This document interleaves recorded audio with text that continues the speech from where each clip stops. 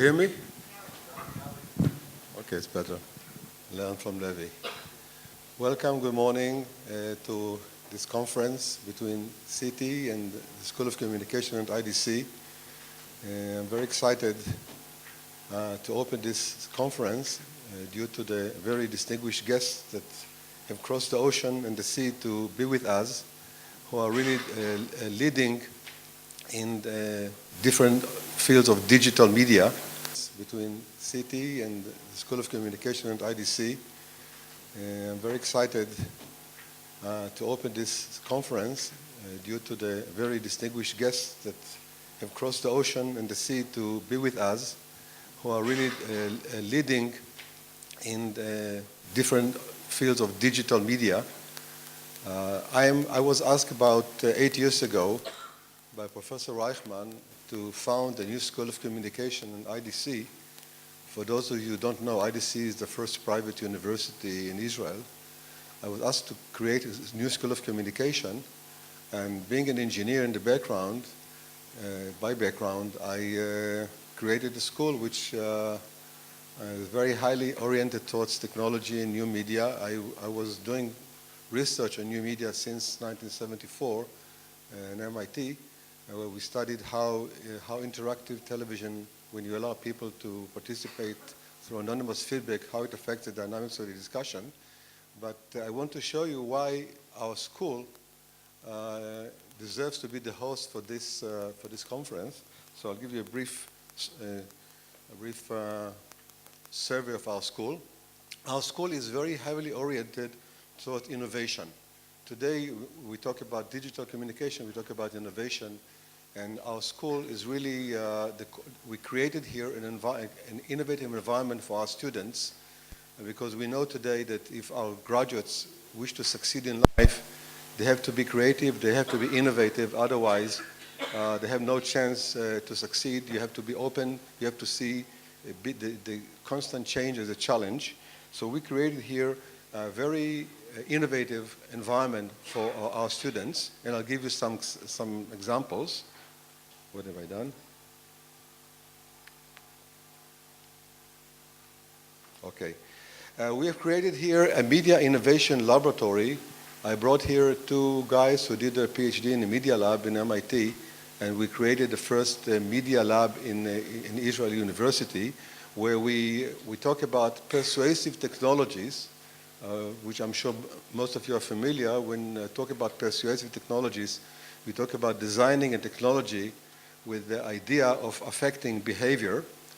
This is actually what I've done in my doctorate years ago.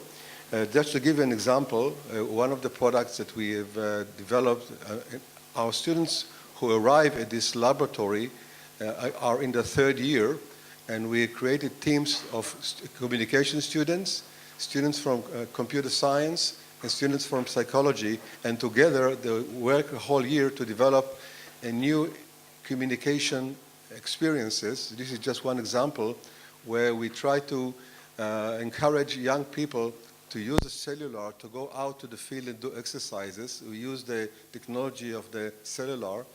They go out to the field, they exercise, and they collect points.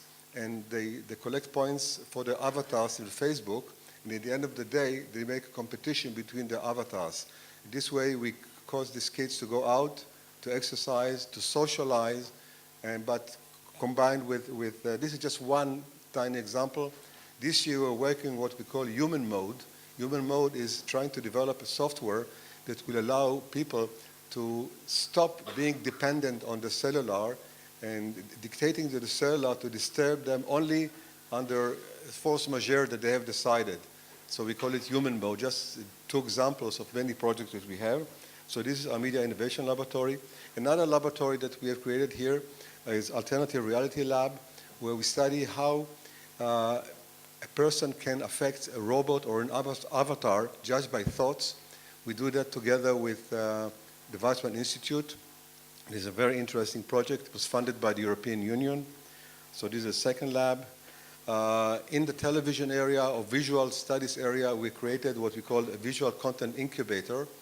Israel, I don't know if you know, but has been exporting television concepts and formats to the television industry around the world. We put emphasis on developing visual content that cross platforms. We create stories, we create the visual content. We have some of our students already sold formats abroad. We have an internet psychologist, a lab to study the psychology of the internet, where our team studies how Facebook can bring distant groups, conflict groups together, how the internet affects young people, etc. We have another lab.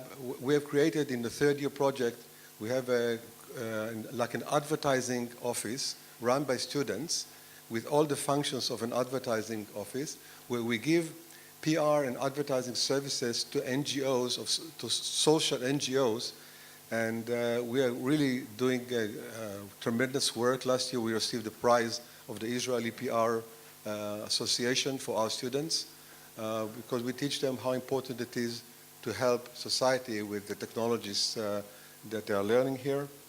And lastly, we have created a new journalistic platform. We're trying, you know that Israel, in all branding studies done by international organizations, Israel is usually grouped with Pakistan and Iran as being one of the trouble areas in the world. Most non-Jewish people really don't like us that much. So we decided, there's so much Israeli innovation, we decided to use Israeli innovation to gain some friends and to show the world that Israel is not only a problem, but we're also a solution.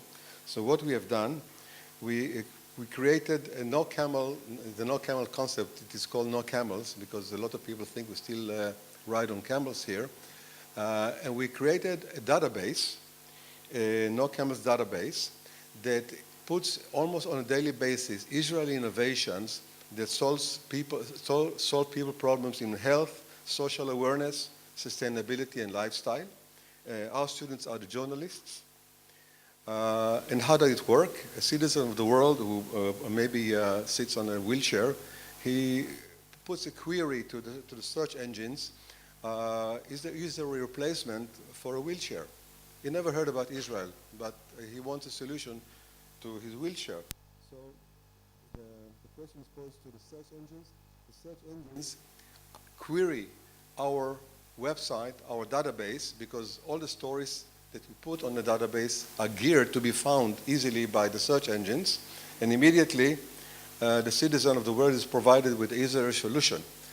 And then hopefully this citizen of the world sees that this solution is provided by Israeli innovation. We reach millions and millions of people through Technorati, Kurzweil, the Next Web. Bill Gates was introduced to our website. Macon Phillips, you see there on the left side, bottom. Macon Phillips is the digital advisor of President Obama. I spent 2 days in Israel. One of them was in here in No Camels. We have in Facebook, we have about 18,000 friends. Through them we can reach many millions. And we also have friends in hostile countries like the Palestinian Authority, Indonesia, Egypt, Iran. And I can tell you that in 2 years of operation, we did not receive one nasty comment. During the last war in Gaza, we received a tweet from a guy from Gaza: "We hate what you're doing over our heads, but we love your technology." So it was but we never received really nasty comments. We just, in April 17, together with the Daniel Pearl Foundation, we decided to open a new school for international journalists who usually come to the Middle East. They don't know, they are not familiar with our culture, with the Muslim culture. So together with the Daniel Pearl Foundation, we decided to create a new school that will be in English. The mission is to bring foreign journalists and teach them about the Middle East, not just about Israel, to teach them about the Jewish and the Muslim cultures. We have in our advisory boards, we have Christiana Manpour, we have Bernard Henri Levy, and we have Muslim leaders as well. And the aim is to try and give the journalists a little bit more objective background about the area, with the hope that more understanding will lead to better journalism. We are going to be objective in our presentations, and this is our commitment. So this is another activity, and just want to thank you again for coming here. I want to thank our guests for coming from abroad, and special thanks to Gali and to Levi. Gali has really single-handedly put this conference today. So I think I owe you special thanks, and I wish you.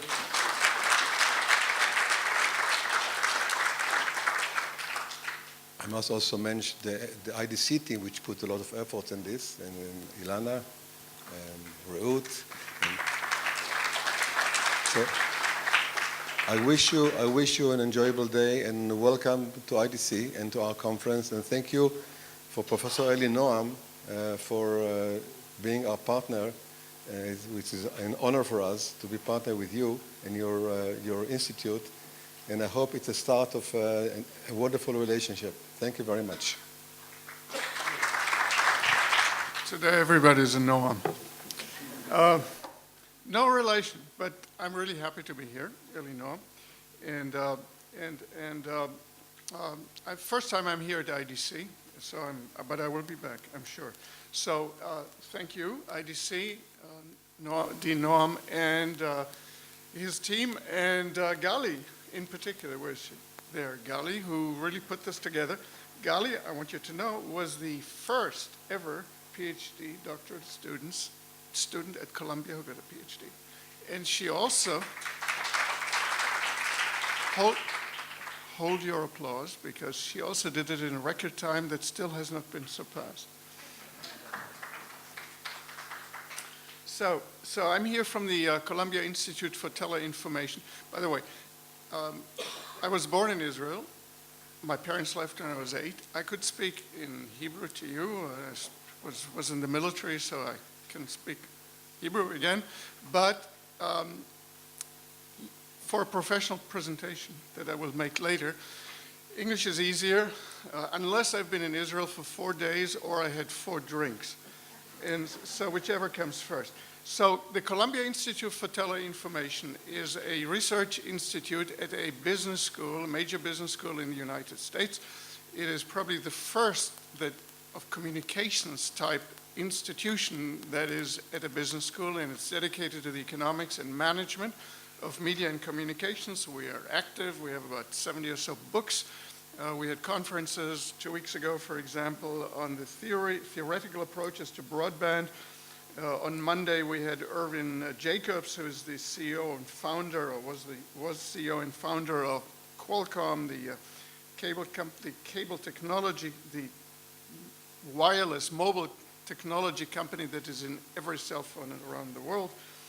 We have next week, we have something about the federated internets, plural, how internets in the future will fragment and come together again. So we have lots of activities. I will close here because, to tell you just, we do a lot of stuff. But I'd rather have my extra 5 minutes when I give you a presentation in half an hour or something like that. Thank you.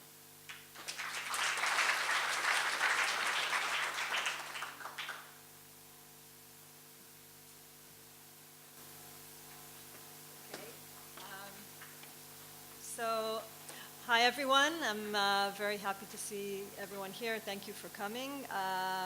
Very excited to be here today personally because as Eli Noam from CITI I mentioned, and I managed today, I feel like I brought together my 2 families, my Columbia family and the IDC family, and I finally got the in-laws to meet. So for me it's exciting. We have a very exciting day. It's 4 panels that touch on different aspects of digital media. The idea behind this was bring together people from industry and people from academia for a different discussion. So we're going to talk about economics, business models, content, journalism and consumer behavior, what us as consumer behavior. We also have coffee breaks so we can meet and mingle and talk to each other. Thank you for your thanks, but I did not do this alone, so I really want to thank several people. Darcy, just so you know, this idea started as other ideas, the book and the previous conference in Darcy's living room in New York City last year, and Darcy said, why don't you do this conference in Israel? I said, okay, and this is what happened, so thank you for the idea. Eli Noam for agreeing to come. Noam, Lemelstrich, the dean and founder of this school, for your support and your generosity and help on this. Ilana, that works with Bonfeld, that works with Noam. All our speakers from Israel and abroad that came over and gave their time and energy, and also the IDC team, Yuval Chaimovich, our website, Reut Kremer from events, and Balchen spokesperson. By the way, this is all being videotaped, and the presentations will be online, so you'll be able to see them either on our website or we'll send out information for so you know where to see all these presentations. Our sponsors, Ipsos, Microsoft, UTest, Design It, and Jimmy Fund. I feel like the Oscars, but I really want to thank everyone because we really couldn't have done it without everyone's support. Levy Shapiro from Jimmy Fund, that helped out a lot and is going to be moderating this day. And last but not least, Kfir Ungel, who is the conference producer and put everything together. Kfir was one of my best students, maybe 3 years ago, and today is one of the best conference producers, and I'm very, very happy to work with him. So it's exactly 10 o'clock. Our goal today is to keep everyone on time, so without further ado, I'm going to ask Levy to come and introduce the next panel. I hope you have a wonderful day and enjoy it, and thank you for coming.